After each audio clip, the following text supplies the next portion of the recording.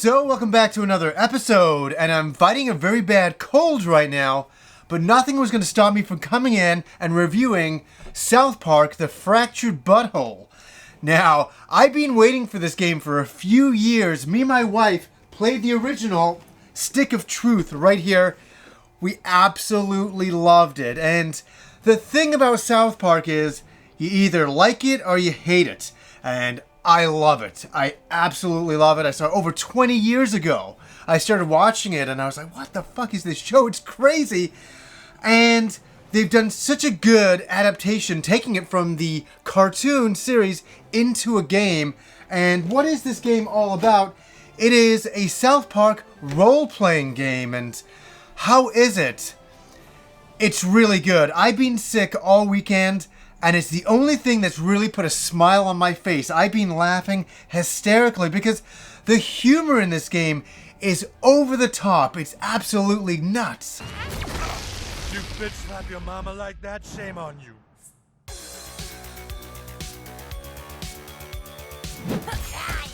Oh yeah, get that little fuck.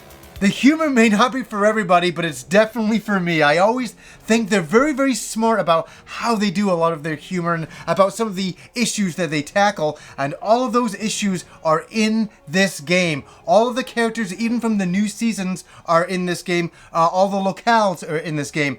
And let me say right away, this game is very, very similar to the Stick of Truth. In fact, I was looking at the map from the original game and comparing it to the new game, and a lot of it is identical. There's a lot of new locations, but there's a lot of locations that we've been to before. But this is a brand new storyline. Now, in the Stick of Truth, they were doing a parody of the Lord of the Rings saga. You know, that kind of medieval game environments. And in this one, it is basically Civil War. It is superheroes, led by Cartman, playing the Coon. And the basic storyline is you're trying to find a cat and collect a reward. That's the basic storyline. But the interesting thing about the script for the game itself, it's twice as long as the original Stick of Truth, so that's something to keep in mind. So the first thing you do in this game is you create your character, and you can create so many different options for hair, for clothing, for your face. And it's really awesome when you finally make your character. This is mine right here. Does it look like me? And then you're thrust into the story. You're the brand new kid in the neighborhood. You're involved in the civil war that's going on with all the kids in the neighborhood playing superheroes. You become a superhero. So you start to walk around the world of South Park, and it's really awesome to walk around. And it is the same as Stick of Truth. The graphics look pretty much the same. They're a little bit better at certain times. So if you played the original game, you know exactly what to expect here. So you can go into people's houses, you can go into their drawers, look all around, you can interact with the environments, you can interact by taking interactive shits. Yes, I said it, I went there, they did it, they created it, and we're playing it. It's really happening. You really do these things. This is South Park, the game.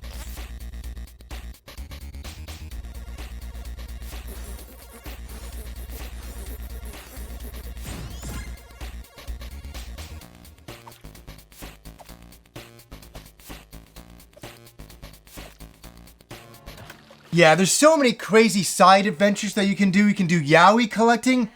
So you can go and find all these yaoi pictures. I'm not even going to get into that. There's a whole thing into itself. You collect all these pictures and then you give them to this man who is collecting them.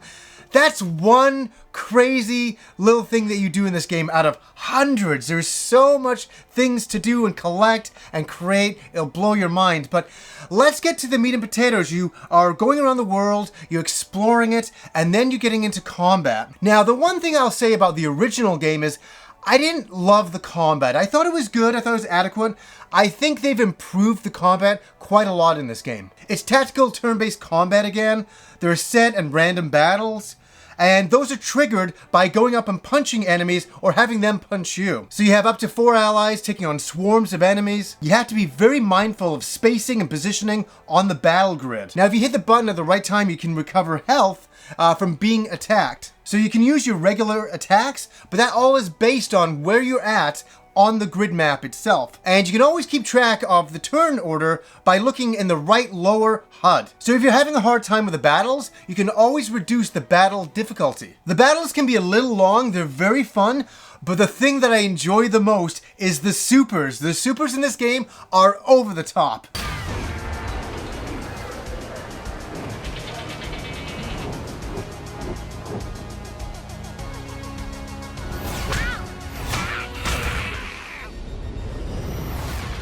So we'll talk about the menu system. The first thing is your overall map. That is the entire map of South Park.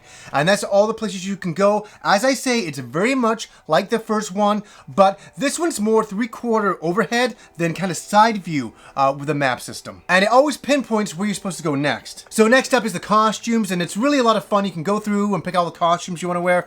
I changed my costume so many times in the game. Next up is powers, and this is important. This is where you choose your different classes, and this will allow you to bring out brand new abilities and supers into combat itself. Next up is allies. These are your friends. These are the people you bring into combat. Next up is your character sheet. This is a classic pen and paper character sheet from the good old days of RPGs, and I really like this. And there's a lot that's already filled out, a lot that shows all your abilities, and things you can fill in later on, like your gender. Next up is the Kunstagram.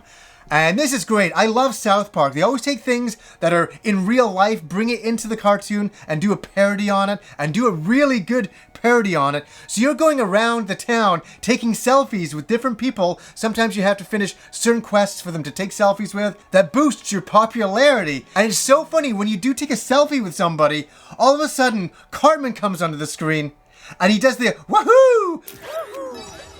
And it's exactly like Mario. And they're doing a parody of the old Mario 3 and obviously Mario 64. Next up is crafting. You can take regular items and craft them into costumes or health accessories. You also have artifacts. There are different slots where you can put different artifacts in there that boost your overall abilities. And you have your inventory that is just for regular items. So there's a lot going on in this game, and you also get certain abilities later in the game. I'm not going to ruin them for you. Some farting abilities that are time spanning, I will say. They can change the flow of time, which is very, very fun, and that opens up a whole different allotment of things that you can do within the game itself. You also have buddy assist, so for certain puzzles throughout the game, you'll call on a friend of yours and you'll do some types of things to open up sections in the game. And I just gotta come in here and say, this game is a great amount of fun.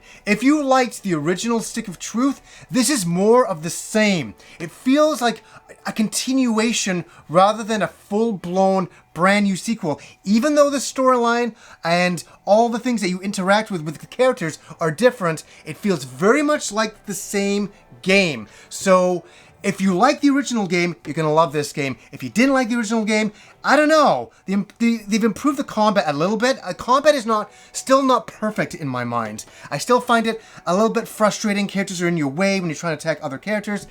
That can be a little annoying. The music overall is really, really good. I think I enjoyed the music in the first game a little bit more, but I think that's more nostalgia talking now. But I really enjoy this game quite a lot. I'm having a great amount of fun playing it. We're 12 hours in and we're not at the end. I've heard some reports that you can finish the game in 12 hours. We're not there yet. Not at all. I'm still having a great time. And here's the thing.